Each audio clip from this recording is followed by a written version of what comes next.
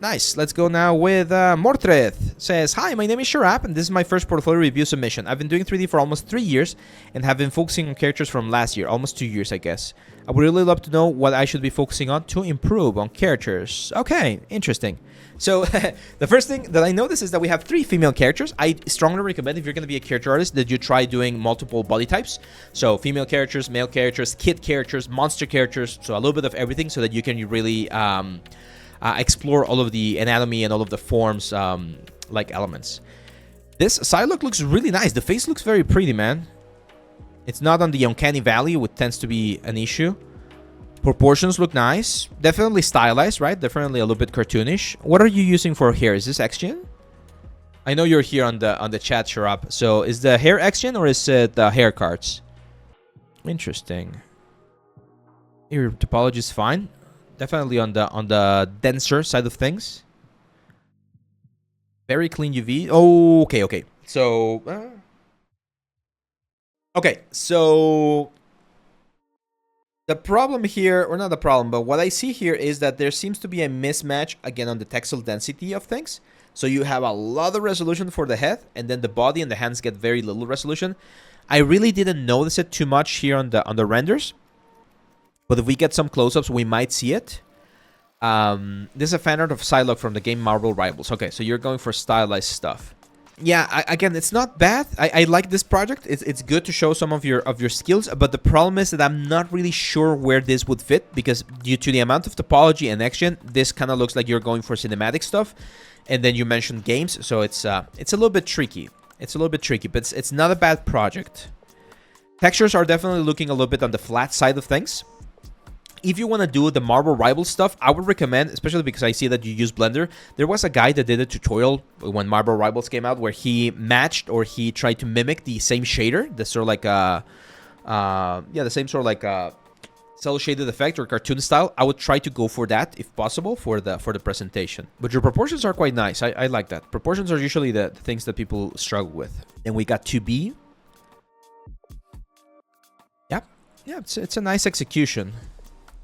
Here's the thing, my friend, and I'm not sure if this is why you're getting low views and low likes on your work, because it's not bad. Like if one of my students at university was handling this as some of their final projects, he would get an A, because he's executing things properly. He's following the rules and everything.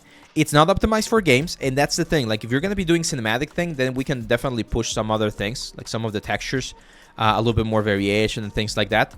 But here's the most important thing, Sherap. You're doing too many fan arts. That's a problem, right? Like you did Psylocke and then you did 2B. And I've mentioned this before. Fan arts are good because people quickly identify them, but they're also like a double-edged sword, because we've seen 2B. We've seen multiple fan arts of 2B. And the problem is, unless you get to the really high level of execution that a lot of people are doing fan arts of 2B, then it gets very, very complicated. This is another fan art, right? Or I'm not sure. I feel like I've seen this character before. This one, the face, I feel like we missed the mark a little bit. Same for the dragon. Like the face of the dragon looks a little bit dorpy or derpy. The pose looks very cool. Again, proportions are fine. Values are okay. Roughness could be a little bit more interesting. Yeah, I think we're in your case, my friend. This is from a course by Speed Character. Okay, yeah. So your technical execution is fine. Like, you know topology, you know proportions, you know rendering, you know texturing, you know UV. Like, your technical capabilities are there. That's fine. But we need to work a little bit more on the artistic knowledge, on the artistic side of things, okay? How do we add, for instance, a little bit more complexity on the colors of the dragon?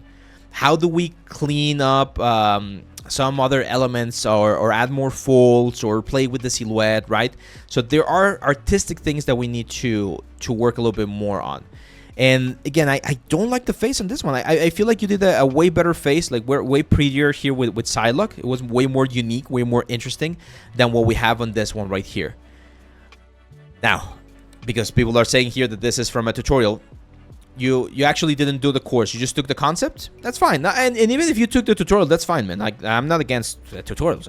I do tutorials. Tutorials are fine. They're there for a reason. They're there to learn.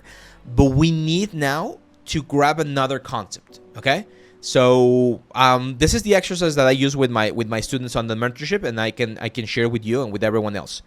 If you want to do this, you can do this even with a friend that's not a 3D artist. If you want to pick a project for your next like portfolio piece or for your next project, this is an excellent way to do it. Ideally, you want to do this with someone who's into the industry or in the industry so that they know what to look for.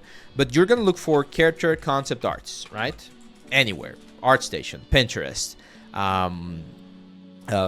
Google, right? Make sure you grab only 2D stuff. Make sure you grab things that are not AI. Make sure you grab things that are within your range of skills. So don't grab things that are way too easy. Don't grab things that are way too hard. Try to grab 10 images of things that are close to your level, right? So for instance, I don't know, I'm gonna pick let's say this one right here. That looks like AI. I hate this. I hate that AI is like bathing our world this way. I'm gonna say minus AI, and sometimes it does filter it out. So I've shared this one before. This is an excellent piece. Try to pick something that people haven't done as frequently, right? Like if you look at, since this is the first option, a lot of people have tried this one. I think there's even a tutorial out there. Someone did it. So try to look for things that are a little bit more, you know, hidden, more unique. Pick 10 images and then ask someone, again, a friend of yours, someone who is studying as well, or someone who's part of the industry, to pick the 3 that he likes the most. And then from those 3, you pick the final one that you're going to be doing. And that way you're going to be able to pick something that people are gravitating towards, right? Like the people are resonating with.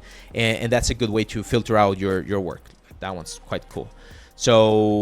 So do that, my friend. Do that for your next projects. Pick something that's a little bit more unique, a little bit more original, and try to incorporate, again, the artistic knowledge. What do I mean by artistic knowledge? Look at your silhouette, look at your forms, look at the folds, look at the variation in texturing, look at the values.